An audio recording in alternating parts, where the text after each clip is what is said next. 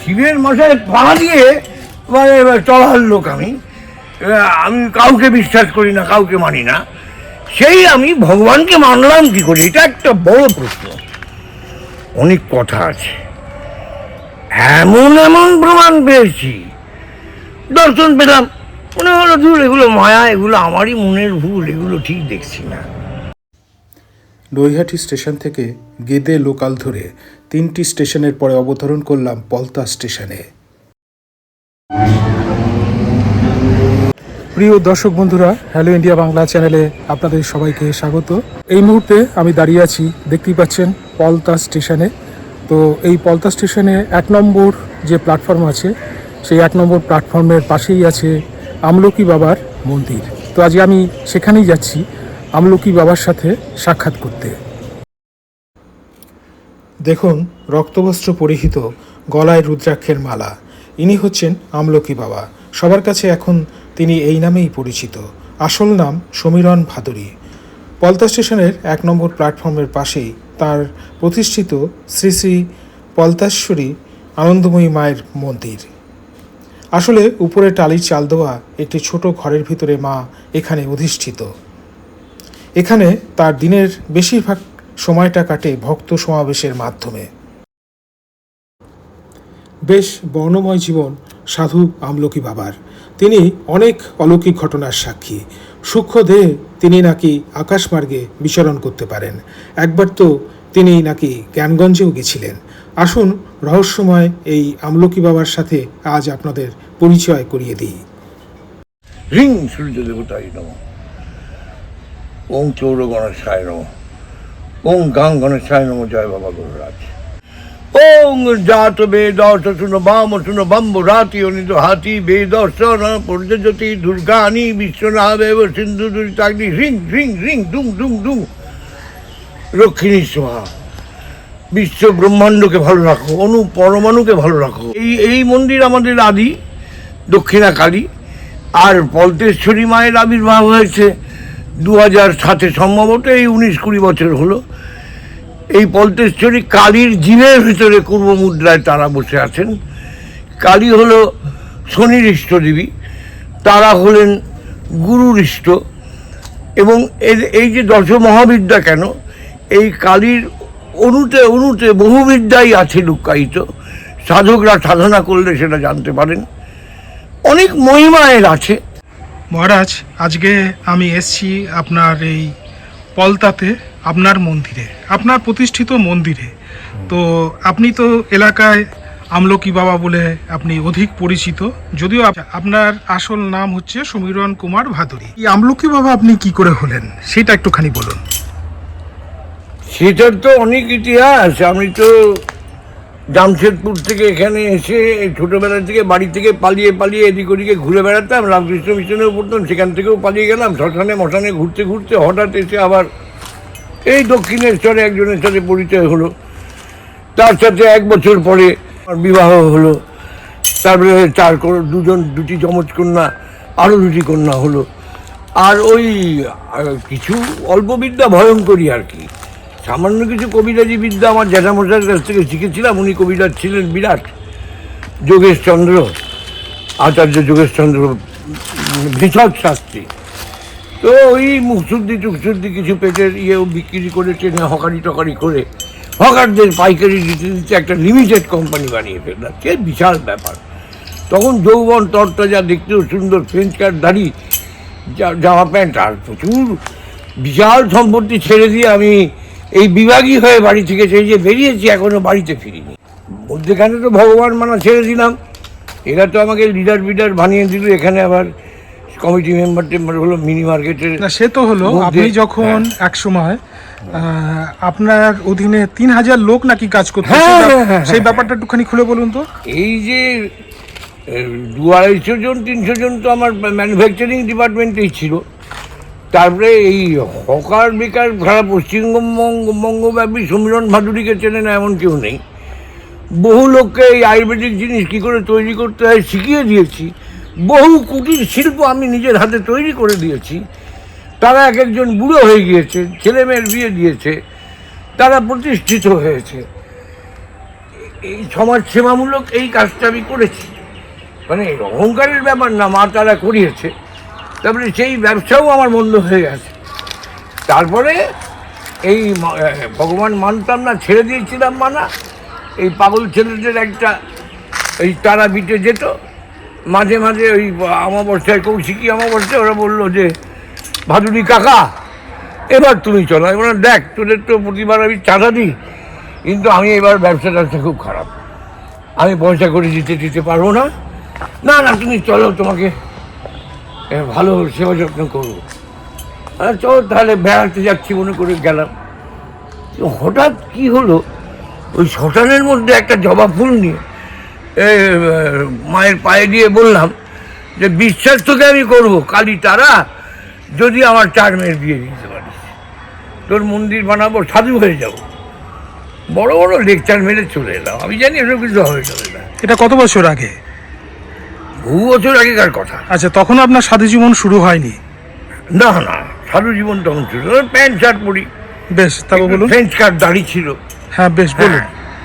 তো সুটেড বুটের বাবু, আমার আন্ডারে এত লোক কাজ করছে। হ্যাঁ, তো যাই হোক, তো এসে দেখি মেয়েদের ঠিক সময় মতো, মানে আমাকে কোনো রকম বোঝা বইতেই হলো না, মানে কিছু চিন্তাই করতে হলো না, 4 মেয়ের বিয়ে হয়ে গেল। এইবার আমি মন্দির বানাচ্ছি না বা মায়ের পুজোও করছি না, যা বলেছিলাম বড় বড় লেকচার সব ভুলে গেছি। এইবার মা দর্শন দিয়েছে। কিভাবে দর্শন দিল? না কিভাবে দর্শন হলো? সব সময় মাকে দেখতে পাচ্ছি, এই রাস্তায় হাঁটছি, এই এত দূরে মা হাঁটছে। এইবার পায়খানায় বসেছি, সামনে মা দাঁড়িয়ে আছে।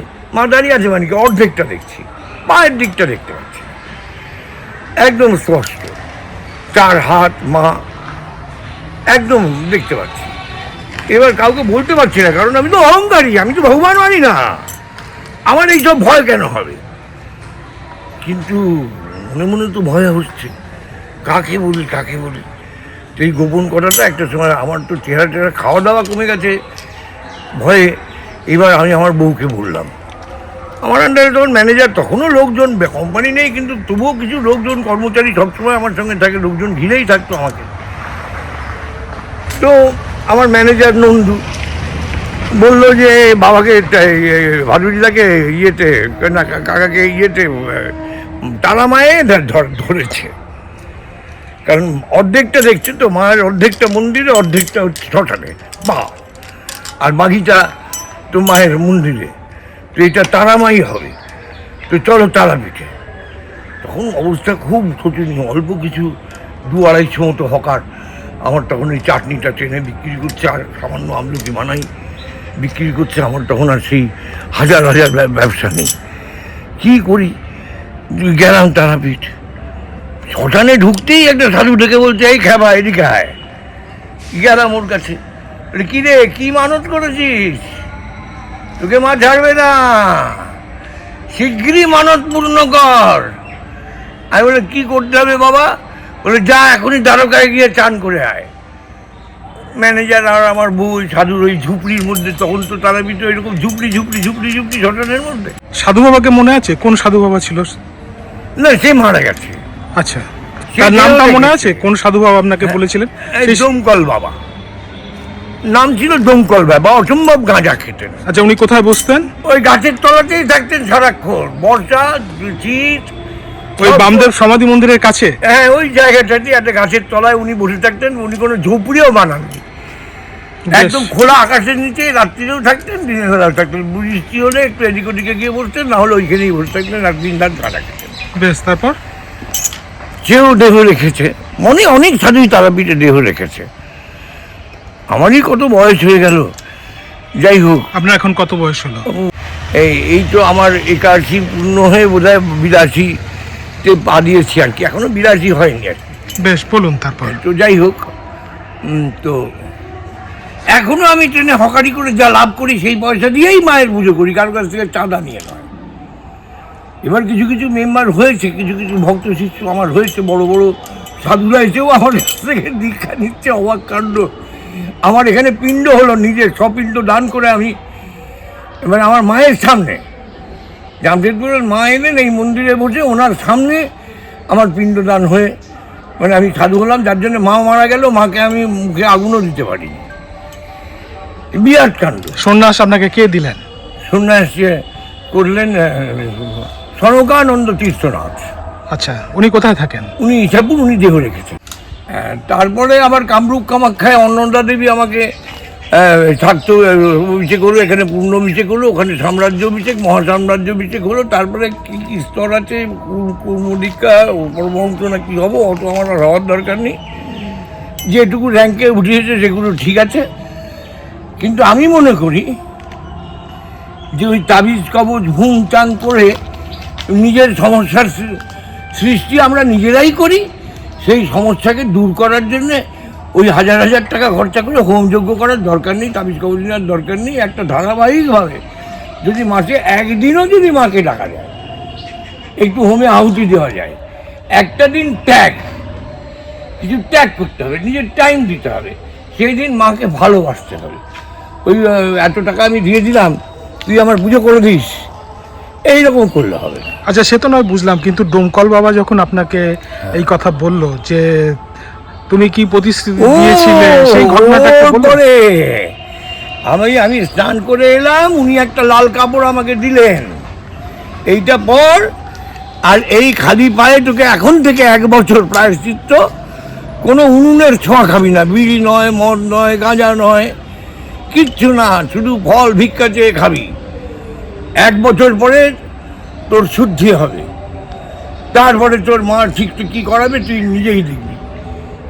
ওই আমি কামরূপ কামাখ্যা তারাপীঠ ঘুরতে শুরু করলাম, এদিকেও আসি ওদিকেও যাই, ট্রেনে করে খালি পায়ে ঘুরি, কেউ ফল খাওয়ায়, কেউ কাঁচা দুধ দেয়, দুধ বিক্রি করে, আমাকে দেখতে গেলে ভেজাল না দিয়ে কাঁচা দুধ দেয়, কাঁচা দুধ ঝকঝক করে খেয়ে নিই, ঘুরছি।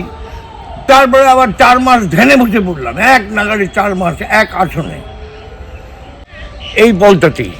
আচ্ছা, বলতাতেই এক আসনে আমি একদম পুরো 4 মাস কন্টিনিউ, রাত দিন জাগা, মানে একটু আমি গা হেলাইনি।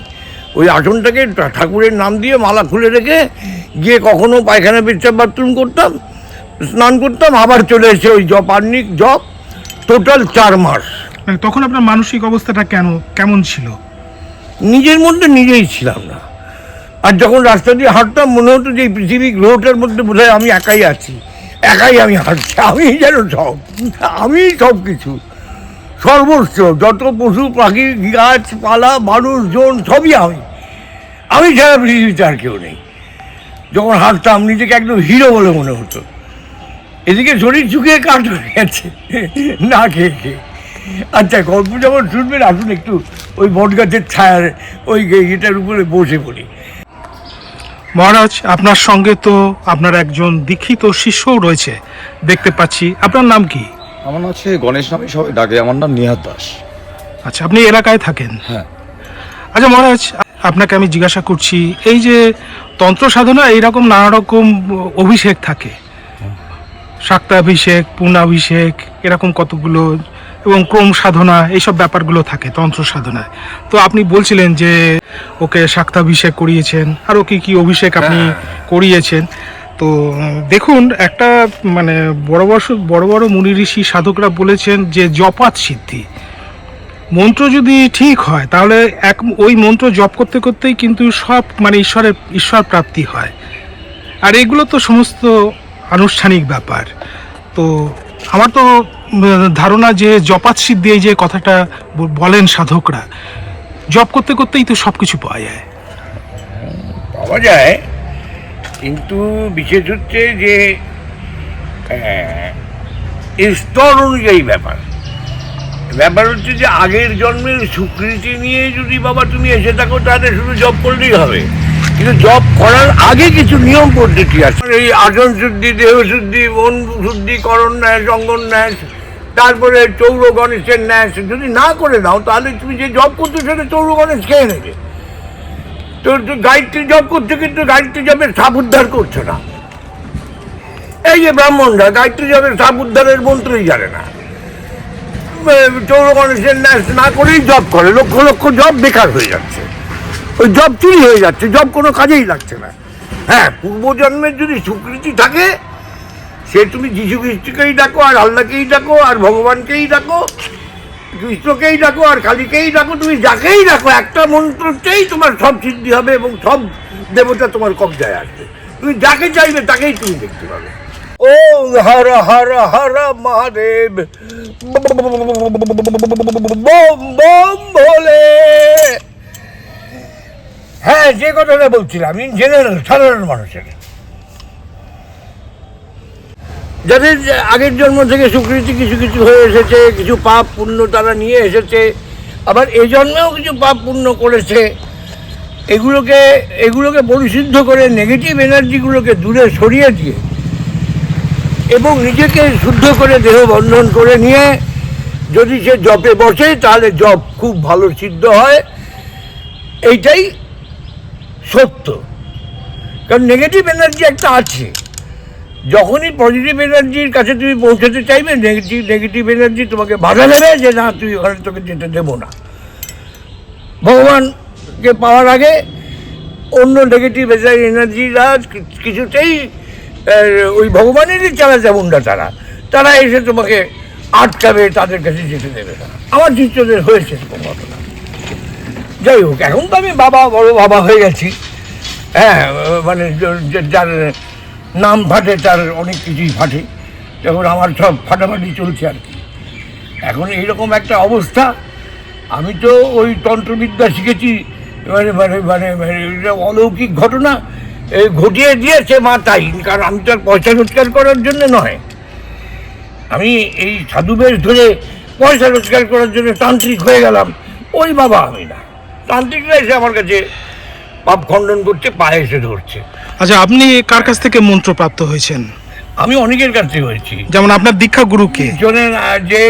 যারা ওই উত্তম কুমারের সাথে, যারা উত্তম কুমারের ওই বইটা দেখেছেন না, সন্ন্যাসী রাজা, যে গ্রুপটার সাথে উনি সন্ন্যাসীর তো অরিজিনাল ঘটনা বেরিয়ে গিয়েছিলেন, তাদের মধ্যে একজন সাধু বাবা বৈদ্যনাথ গিরি প্রথম আমাকে শিব মন্ত্র শিখিয়েছিলেন। এখানে চায়ের দোকানে একদম আমাদের এই হালি শহরের আমাদের হালি শহরের রামপ্রসাদের মতো দেখতে বলরাম চাটুর্যে নিজে বলি দিয়ে নিজের ওই ঘাঁটিটাকে ধরে নিয়ে, পুরো ওই পাঠাটাকে ধরে নিয়ে রক্তটা পান করে নিতেন আর চা বিক্রি করতেন। যত লোক চা খেতে আসতো, চা খেয়ে খেয়ে উনি প্রসাদ দিতেন, সেই চা সবাই খেত। উনি আমাকে কালী মন্ত্রের মানে প্রসাদ দিতেন বলতে কি প্রসাদ দিতেন? মানে চা কেউ চাইতে এলে চা খায়, বাবা প্রসাদ করে দাও, এই এক চুমুক খেয়ে উনি দিতেন। আচ্ছা, এই হাজার হাজার লোক ওনার ওই এঁটো চা খেত। আচ্ছা, ওনার দোকানে লাইন লাগে। এখনো আছেন উনি? না, উনি দেহ রেখেছেন। আচ্ছা, তো উনি প্রথম দীক্ষা দিলেন, তারপরে একজন এসে আমাকে অভিষিক্ত করলেন, আর একজন এসে বললেন না অভিষিক্ত ঠিক মতো হয়নি, আর একবার করতে হবে। তিনি আবার আর একবার দিলেন। তারপরে আমি অভিষিক্ত হলাম কৌলমঠে। ওই মদ, মাছ, মাংস, মুদ্রা, মৈথুন এইসবগুলো সম্পর্কে জানলাম, বুঝলাম। হ্যাঁ, এগুলো দিয়ে কীভাবে পুজো করতে হয়, কেন পুজো করতে হয়, বিরাটেরই মতটা কী, এগুলো সব জানলাম। কিন্তু এগুলো অতি গোপন ব্যাপার, এটা প্রকট মানুষের সামনে ওইভাবে পুজো করা যায় না। এটা যারা অভিষিক্ত ওই র্যাঙ্কে আছে তাদেরকে নিয়েই বসে পুজো করতে হয়, নাহলে একা করতে হয়। হ্যাঁ মহারাজ, আপনি বলছিলেন যে আপনি ঈশ্বর মানতেন না, দেবদেবী মানতেন না, তা আপনার মধ্যে বিশ্বাসটা কিভাবে এলো? হ্যাঁ, এইটা তো একটা বিরাট ব্যাপার। আমি তো প্রমাণ ছাড়া মানার লোক না, আমি ভগবান মেনে নেবো, এটা একটা চারটিখানি ব্যাপার না। একটা পিওর নাস্তিক লোক শিবের মাথায় পা দিয়ে দাঁড়িয়ে পড়তে পারি, এরকম আমার তখন মানে টেস্ট ছিল। ভগবানকে আমি একদমই মানি না, কোনো তোয়াক্কাই করি না। সেই আমি ভগবানকে মানলাম কি করি, এটা একটা বড় প্রশ্ন। অনেক কথা আছে, এমন এমন প্রমাণ পেয়েছি, দর্শন পেলাম, মনে হলো ধুর এগুলো মায়া, এগুলো আমারই মনের ভুল, এগুলো ঠিক দেখছি না। নিজের আত্মাকে বের করে নিয়ে চলে যাচ্ছি হিমালয় পাহাড় থেকে ঘুরে, আবার ফিরে আসছি নিজের আত্মায়, মনে হচ্ছে এগুলো ঠিক হচ্ছে না, এগুলো সব আমার মনেরই ভুল, এগুলোর প্রমাণ চাই তো। তারপরে সেই প্রমাণ আমি পেলাম। মাকে যদি বলি এই গাছের পাতাটা ছিঁড়ে এখনই আমার হাতে দে, মা এখনই ওই গাছের পাতা ছিঁড়ে আমার হাতে দেবে। এই রকম প্রমাণ আমি পেলাম, সেই গল্প আমি করব, সেই গল্প আমি আপনাকে শোনাবো, বিস্তারিত বলবো এবং একদম প্রমাণ সহ বলবো, অনেক ঘটনা, অনেক অনেক ঘটনা। আর আপনি যে বলছিলেন পঞ্চমকার যে ব্যাপারটা বলছিলেন, হ্যাঁ, এই পঞ্চমকারের পুজো যখন তখন যেখানে যেখানে করা উচিত না, এটা অত্যন্ত গুদ্ধ ব্যাপার, তবে বিরাচারী, বীরের মতো। হ্যাঁ, এটাকে নিয়ে ব্যবসা শুরু করে দিল, একটু তন্ত্র শিখে বা তন্ত্র না শিখে পৈশাচিক কোনো রকম স্পিরিচুয়াল আত্মা নিয়ে খেলা করলাম, সেই আত্মাকেও কষ্ট দিলাম। আমার কাছেই প্রায় হ্যাঁ 15, 16 কি 17, 18 জন আত্মা ছিল। সেই আত্মাগুলো সেই পরে প্রথমে ভয় দেখাতো, পরে পায়ে পড়ে আমার কাছে ক্ষমা চেয়েছে। এক একজনের কে আমি মাথায় হাত দিয়ে পুরো ইয়ে করে দিয়েছি, শুদ্ধ করে দিয়েছি, ওরা মুক্তি পেয়ে গেছে। এই আমাদের শিবতলা এখন ইনকমপ্লিট, এখানে এর উপরে স্টাইল বসবে, এখানে বড় একটা সাপ হবে, এই ঢাকা থাকবে সাপের মাথায়, যে জল পড়বে না, এরকম মুক্ত শিব। এর নাম পলতেশ্বর বাবা, পলতেশ্বর বাবা, পলতেশ্বরী মা। এর নামকরণ আপনিই করেছেন? হ্যাঁ, আমি নামকরণ করেছি। পলতেশ্বর মানে হলো প্রতি পলে পলে যার বিলাস, পল মানে ছান, এই মা প্রতি পলে পলে বিলাস।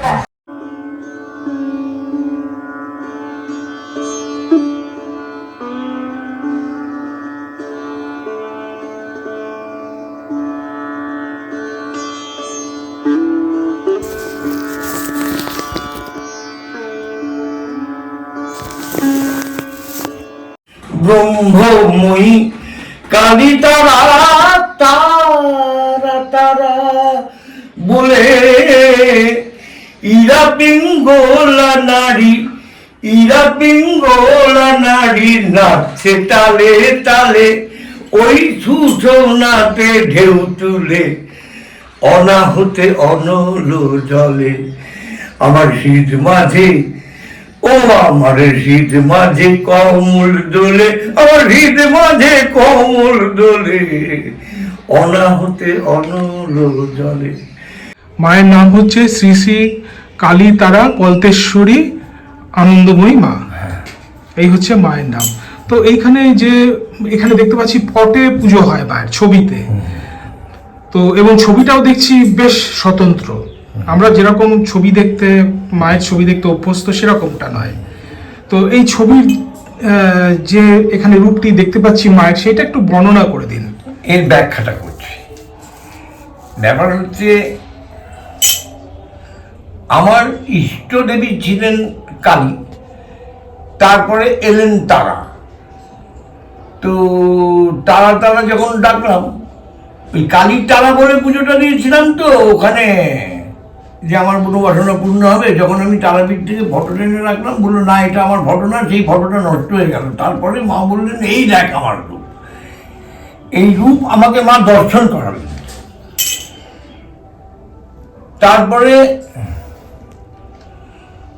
একদম জ্যান্ত দর্শনও হলো ভোর 3টের সময়। আমার শিষ্যগণ সেখানে শুয়ে আছে, সারা রাত হোম হয়েছে, হোম শেষ হয়ে গেছে, ভোর 3টের সময় ধ্যানে বসে আছি। একদম জ্যান্ত মা আমার মাথায় এইভাবে হাত দিলেন, সেই হাতের স্পর্শের অনুভূতি এখনও আমি পাই। আর মায়ের পা দুটোকে আমি ধরলাম 2 হাত দিয়ে। গণেশ আমার সাথে কথা বলতে এখন আমি বিরক্ত করিস না, এখন আমি অন্য জগতে আছি। এই ঘটনা ঘটল।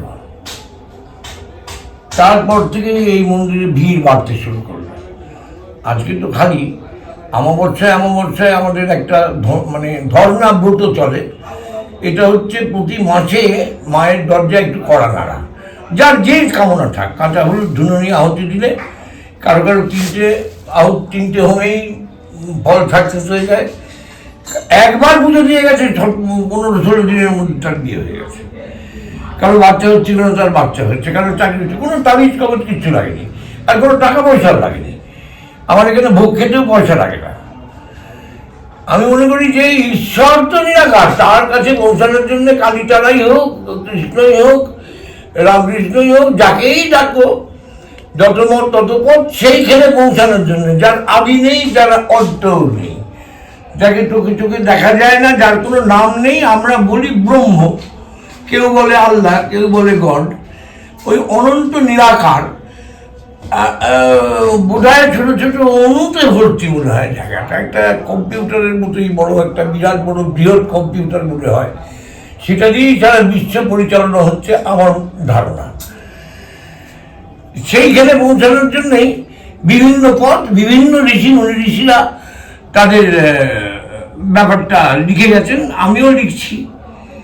এটাও একটা বলতেশ্বরী মায়ের কি ধ্যান হবে, কি মন্ত্র হবে, সেগুলো সব পেয়েছি আমি নিজে সংস্কৃত জানি না, সংস্কৃতিতে বিরাট কিছু লিখে ফেলেছি, একটা বই রচনা করে ফেলেছি, সেটা ছাপানো হবে।